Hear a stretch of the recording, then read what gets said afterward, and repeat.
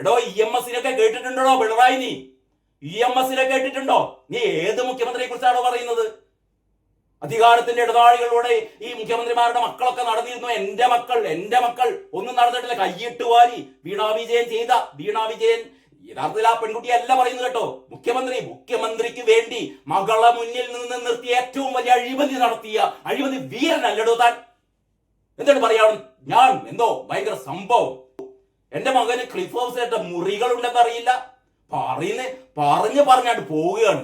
ഇതൊക്കെ കേട്ട് തല കുലിക്കാൻ കുറെ ഏമ്പോക്കികളായ മാധ്യമ പ്രവർത്തകർ എന്ന് പറഞ്ഞു ചോദിക്കട്ടെ. പിണറായിയുടെ മുഖത്ത് നോക്കി ചോദിക്കട്ടെ. വീണാ വിജയൻ ഇന്നലെ കർണാടക ഹൈക്കോടതി ഓടിപ്പിച്ച കാര്യം ചോദിക്കട്ടെ. വീണാ വിജയനെതിരെ ഇല്ലാത്ത ആരോപണങ്ങൾ ഉന്നയിച്ചു നോക്കിയാണ് ഇന്നലെ കാർഡുഭൂതം പറഞ്ഞത്. കാർഡുഭൂതത്തിന് മുന്നിലിരുന്ന പത്രപ്രവർത്തകരൊക്കെ അത് കേട്ട് വിഴുങ്ങിയായിരുന്നു. ചോദിക്കണ്ടോ? വീണാ വിജയനെതിരെ SFIOയുടെ അന്വേഷണം ഇപ്പോഴും തുടരുകയാണ്. ആ അന്വേഷണം റദ്ദു ചെയ്യണമെന്ന് ആവശ്യപ്പെട്ട വീണാ വിജയന്റെ ഹർജികളെ എല്ലാ കോടതികളും തള്ളിക്കളയുകയാണ്. ഇപ്പോഴാ ഡിവിഷൻ ബെഞ്ച് പോലും ഓടിച്ചിരിക്കുന്നു. എന്നിട്ട് കോടതികളോട് പോലും പുച്ഛം. എന്നിട്ട് പറയുന്നു എന്റെ മക്കൾ. മുഖ്യമന്ത്രിയുടെ ഇന്നലത്തെ പത്രസമ്മേളനം 8 അല്ല 18 അല്ല 1800 നിലയിൽ പൊട്ടിയെന്ന് തന്നെ പറയാം.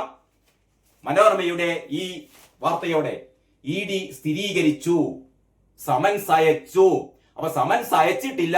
ഏത് സമൻസ്, എന്ത് സമൻസ് എന്ന് കാരണഭൂതായി പറയേണ്ട. സമൻസ് അയച്ചിട്ടുണ്ട്. കള്ളത്തരം പറയുന്നതിനു ഒരു മാന്യത ഒക്കെ വേണ്ടോ? എന്തെങ്കിലും പറഞ്ഞുവിടുക. ആ ബേബി സഖാവ്, പാവം ബേബി സഖാവാണ് കുടുങ്ങിയത്. ബേബി എന്ന് പറഞ്ഞ ഒരു ദേശീയ ജനറൽ സെക്രട്ടറി ആണ് അത്ര പാർട്ടിയുടെ ദേശീയ ജനറൽ സെക്രട്ടറി.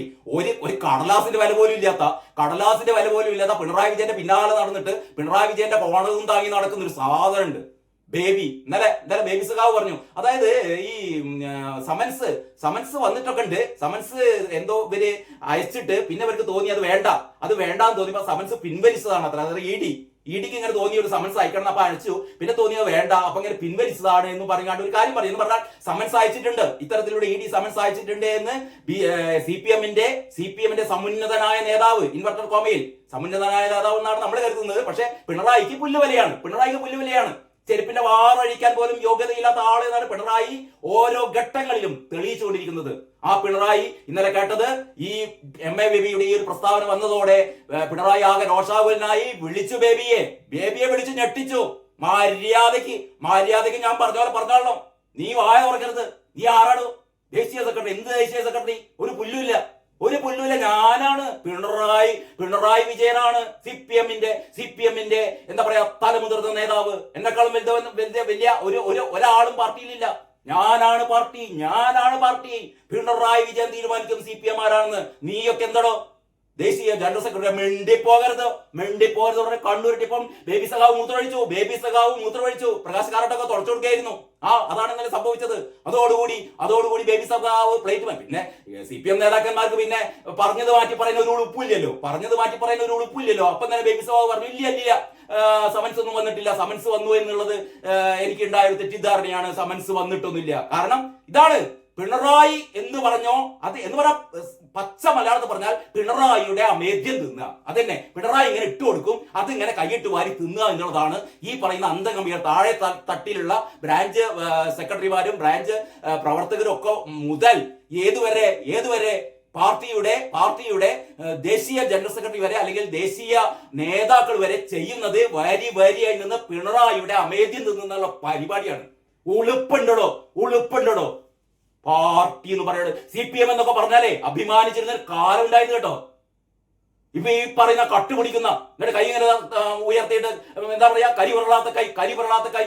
എന്റെ മകൾ എന്ന് പറഞ്ഞാൽ എന്താ പറയാ, അധികാരത്തിന്റെ ഇടനാഴികളിലൊന്നും നടക്കുന്ന ആൾക്കാരല്ല എന്റെ മക്കൾ.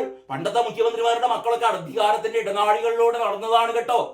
ഇതൊക്കെ പൊളിച്ചിരിക്കുകയാണ്, എല്ലാം പൊളിച്ചിരിക്കുകയാണ്. മലയാള മനോരമ എഴുതുകയാണ്, എന്ത് തുടർ നടപടി എന്ന കാര്യത്തിൽ ഇപ്പോഴും മൗനം.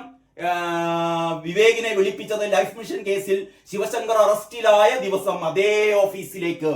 എന്നിട്ട് പറയുകയാണ്, തിരുവനന്തപുരം കൊച്ചി വാർത്തയാണ്, മുഖ്യമന്ത്രി പിണറായി വിജയന്റെ മകൻ വിവേക് കിരണിന് 2023 സമൻസ് അയച്ചിരുന്നു എന്ന് എൻഫോഴ്സ്മെന്റ് ഡയറക്ടറേറ്റ് സ്ഥിരീകരിച്ചു. ആ അയച്ച സമൻസിന്റെ കോപ്പി ഇതാ.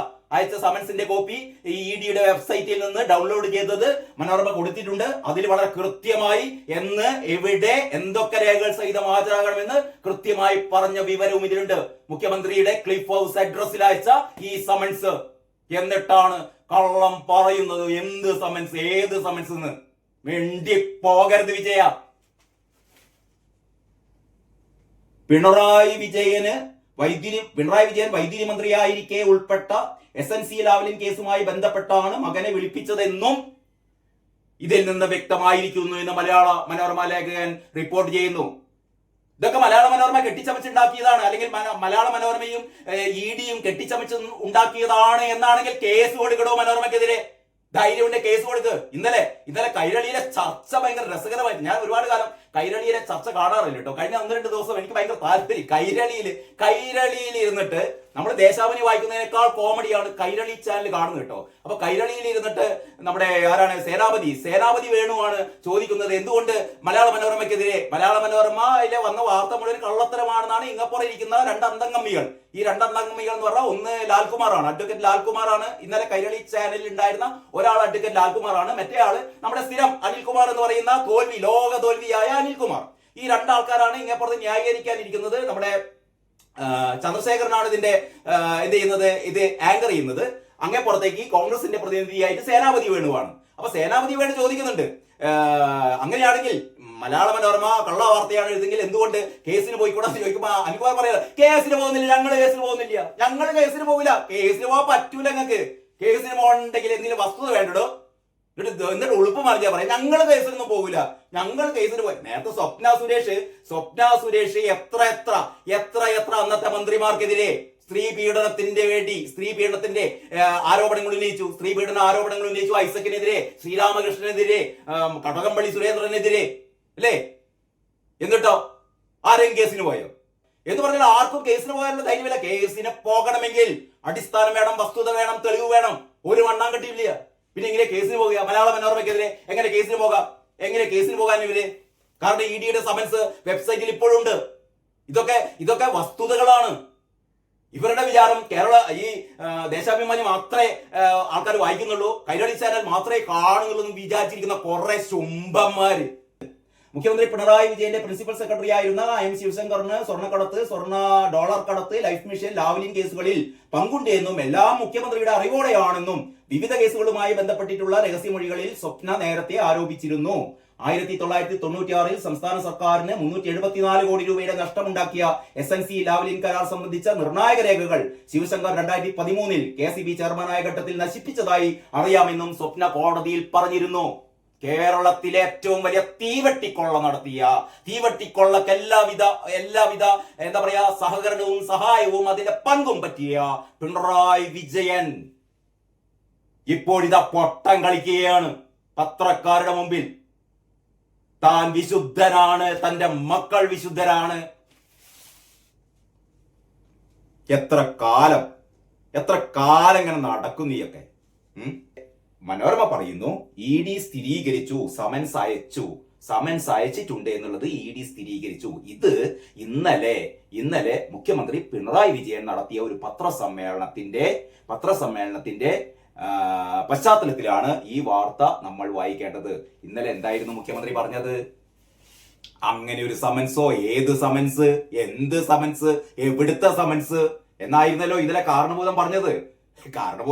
കാരണഭൂതത്തിന്റെ ഇത്തരത്തിലുള്ള ഒരുപാട് പത്രസമ്മേളനങ്ങൾ നമ്മളൊക്കെ കണ്ടിട്ടുണ്ട്. അതുകൊണ്ട് ഇതിലൊന്നും പുതുമല്ല. കാരണഭൂതം പറഞ്ഞത് എന്റെ മകളും എന്റെ മകനും ഇങ്ങനത്തെ മക്കൾ ഉണ്ടാവില്ല. എത്ര സത്യസന്ധരാണ് എന്നറിയോ അവര്? എന്താ പറയാ, എന്റെ അധികാരത്തിന്റെ ഇടനാഴികളിലൊന്നും അവരെ കണ്ടിട്ടില്ല. തമാശ പറയാണ് കാരണഭൂതം. മകൾക്ക് എന്താ പറയാ 1.25 കോടി മാസപ്പടി നൽകിയത് CMRL കമ്പനിയാണെന്നും ഒരു പണി കൊടുക്കാതെ മുഖ്യമന്ത്രി പിണറായി വിജയന്റെ മകളാണ് എന്നുള്ള ഒരൊറ്റ കാരണം കൊണ്ട് പിണറായി വിജയന് നേരിട്ട് കൈക്കൂലി കൊടുക്കുന്നതിന് പകരം അങ്ങനെ കൊടുത്തിട്ടുണ്ട് കേട്ടോ, അങ്ങനെ കോടികൾ കൊടുത്തിട്ടുണ്ട്, അത് വേറെ കാര്യം. അതിന് പുറമെ മോൾക്ക് കൂടി കൈക്കൂലി എന്തായിട്ട് കൊടുത്തു, മാസപ്പടിയായി കൊടുത്തു എന്ന് ഇത് ഞാൻ പറയുന്നതോ പ്രതിപക്ഷം പറയുന്നതോ BJP-ക്കാർ പറയുന്നതോ ഒന്നുമല്ല കേട്ടോ. ഇത് ഒരു അർദ്ധ ജുഡീഷ്യൽ ബോഡിയായ ആദായ നികുതി വകുപ്പിന്റെ ഇൻകം ടാക്സിന്റെ ഇന്ററിം സെറ്റിൽ ബോർഡ് കണ്ടെത്തിയതാണ്. ആ അർദ്ധ ജുഡീഷ്യൽ ബോഡിയായ സെറ്റിൽമെന്റ് ബോർഡിന്റെ എന്താ പറയാ അവരുടെ റിപ്പോർട്ടിലുള്ളതാണ്, അവരുടെ വിധിയിലുള്ളതാണ്. അതിനെ തുടർന്നിട്ടാണ്, അതുമായി ബന്ധപ്പെട്ടിട്ടാണ് ഷോൺ ജോർജ് നൽകിയ പരാതിയുടെ അടിസ്ഥാനത്തിൽ SFIO എന്ത് ചെയ്യുന്നത്, ഇത് അന്വേഷിച്ചുകൊണ്ടിരിക്കുന്നത്. ഇന്നത്തെ പത്രത്തിൽ മുഖ്യമന്ത്രി ഈ കള്ളത്തരൊക്കെ പറഞ്ഞപ്പോഴും അതിലൊക്കെ പൊളിക്കുന്ന ഒരു കാര്യമാണ് ഇന്നത്തെ പത്രത്തിൽ ഉണ്ടായത്. കർണാടക ഹൈക്കോടതിയിൽ ഡിവിഷൻ ബെഞ്ചിന് മുമ്പാകെ വീണ വിജയൻ വീണ്ടും ചെന്നു. എന്തിനാണെന്ന് അറിയോ? SFIO അന്വേഷണം റദ്ദാക്കാൻ. SFIO അന്വേഷണം റദ്ദാക്കണമെന്ന് ആവശ്യപ്പെട്ട് വീണ വിജയൻ നേരത്തെ തന്നെ കർണാടക ഹൈക്കോടതിയിൽ എത്തിയിരുന്നു. സിംഗിൾ ബെഞ്ചിന്റെ മുമ്പാകെ എത്തിയപ്പോൾ സിംഗിൾ ബെഞ്ച് അതെടുത്ത് കണ്ട് കൊട്ടിയിലിട്ടു. ഒരു സ്റ്റേയും ഇല്ല, ഒരു മണ്ണാങ്കട്ടും ഇല്ല എന്ന് പറഞ്ഞ് വീണ വിജയനെ ഓടിപ്പിച്ചതാണ്. അവസാനമാണ് വീണ വിജയൻ ഡിവിഷൻ ബെഞ്ചിന്റെ മുമ്പാകെ കഴിഞ്ഞ ദിവസം ഹർജിയുമായി എത്തിയത്.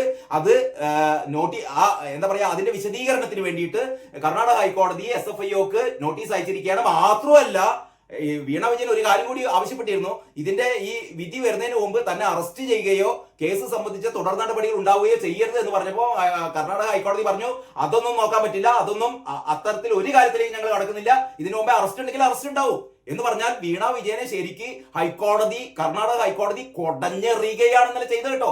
അപ്പോഴാണ് കാരണഭൂതത്തിന്റെ വിചാരം എന്താണെന്നറിയോ? കാരണഭൂതത്തിന്റെ വിചാരം ഈ അടിമക്കമ്മികൾ പോലെ. കാരണഭൂതം എന്ത് പറഞ്ഞാലും അത് എന്താ പറയാ അത് അക്ഷരം പ്രതി അനുസരിക്കുന്ന, അതങ്ങോട്ട് വിഴുങ്ങുന്ന കുറെ അടിമക്കമ്മികൾ ഉണ്ടല്ലോ, തീട്ടക്കമ്മികൾ എന്ന് തന്നെ നമ്മൾ പറയണം. വൃത്തികെട്ട ഇങ്ങനത്തെ നമ്മുടെ ജീവിതത്തിൽ നമ്മൾ ഇങ്ങനത്തെ ആൾക്കാർ കണ്ടിട്ടുണ്ടാവില്ല കേട്ടോ. പറഞ്ഞുകൊണ്ട് വരുന്നത്, മുഖ്യമന്ത്രി ഇന്നലെ പത്രക്കാർക്ക് മുമ്പിൽ സാധാരണ ചെയ്യുന്ന പോലെ ഒരു വെളുപ്പിക്കൽ നടത്തി. ഞാൻ എന്ന് പറയുന്നത് മഹാബലിക്ക് ശേഷം കേരളത്തിലുണ്ടായ ഏറ്റവും എന്താ പറയാ ജനപ്രിയനായ മുഖ്യമന്ത്രിയാണ്. ജനങ്ങളുടെ ക്ഷേമകാര്യങ്ങളിൽ മൂപ്പരിന്നിട്ട് നവകേരളത്തിന്റെ യാത്രയാണത്രേ. ഇന്നത്തെ പത്രം മാത്രം നോക്കിയാൽ മതി. ആശുപത്രികളിൽ ഈ ചികിത്സാ സംവിധാനങ്ങളൊക്കെ നിർത്തുകയാണ്. കുടിശ്ശിക അങ്ങനെ പെരുകുകയാണ്. ഒരു മരുന്ന് വിതരണക്കാരനും പൈസ കൊടുക്കുന്നില്ല. കോഴിക്കോട് മെഡിക്കൽ കോളേജ് ആശുപത്രിയിലത്തെ ഹൃദയ ശസ്ത്രക്രിയകളൊക്കെ നിർത്തിവെച്ചിരിക്കുകയാണ്. അമീബിക് മസ്തിഷ്ക ജ്വരം പെരുകുകയാണ്. ആകെ ആരോഗ്യരംഗമാകെ കുത്തഴിഞ്ഞു കിടക്കുകയാണ്. വിദ്യാഭ്യാസ രംഗത്ത് ഇപ്പൊ ഹിജാബ് വിവാദമൊക്കെ പൊട്ടിപ്പുറപ്പെടുന്നു. ഒട്ടും എന്താ പറയാ അഭിലഷണീയമല്ലാത്ത ഒരുപാട് കാര്യങ്ങൾക്ക് നമ്മുടെ വിദ്യാഭ്യാസ രംഗം സാക്ഷ്യം വഹിക്കുകയാണ്. ബാക്കിയുള്ള ഓരോരോ രംഗങ്ങളിലും കേരളം ഇങ്ങനെ അതപ്പതിച്ച് വരുമ്പോഴാണ് ആര് പറയുന്നത്, പിണറായി വിജയൻ എന്ന് പറയുന്ന കാരണഭൂതം പറയുന്നത് കേരളം നവകേരളത്തിലേക്ക് ഇങ്ങനെ അടിവെച്ച് പോവുകയാണ്. എന്നിട്ട് മൂപ്പര് വീണ്ടും പറയുന്നു. വളരെ ദീർഘമായ പത്രസമ്മേളനമായിരുന്നു ഇന്നലെ. അതായത് യുവാക്കളെ വിളിച്ചിട്ട്, ഇത് നേരത്തെ പറഞ്ഞതാണ്, നേരത്തെ പലവട്ടം പറഞ്ഞതാണ്, വീണ്ടും മുഖ്യമന്ത്രി ആവർത്തിക്കുകയാണ്. എന്തോ വൻ കാര്യം പോലെ. ലോകത്താദ്യമായിട്ടാണ് ഒരു ഭരണ സംവിധാനത്തെ കുറിച്ച് ജനങ്ങളുടെ അഭിപ്രായം അറിയാൻ വേണ്ടിയിട്ട് വീടാന്തരം കയറി ഇറങ്ങുന്നത്. എപ്പോഴാണെന്നറിയോ? ഇത് കത്തി തീരാൻ പോകുമ്പോഴാണ്. ആകെ 4-5 മാസേ ബാക്കിയുള്ളൂ. അപ്പോഴാണ് മൂപ്പര് ഈ സന്നദ്ധ സേനാംഗങ്ങളെ വീടുകളിലേക്ക് പറഞ്ഞയച്ചിട്ട് ചോദിക്കുന്നത്, എങ്ങനെ പിണറായി തമ്പുരാന്റെ ഭരണം ഗംഭീരമല്ലേ ആന്ന് പറയണം. മൂപ്പരിഞ്ഞ് ഇപ്പൊ വേറൊരു തട്ടിപ്പ് പരിപാടി. ഈ അതിദരിദ്രരില്ലാത്ത സംസ്ഥാനമായി കേരളത്തെ മാറ്റാൻ പോവുകയാണത്രേ. കേരളത്തിൽ ദരിദ്രന്മാരില്ലാന്ന് മൂപ്പര് പ്രഖ്യാപിക്കും. അതനുസരിച്ചാണ്ട് കാര്യങ്ങൾ ചെയ്യും.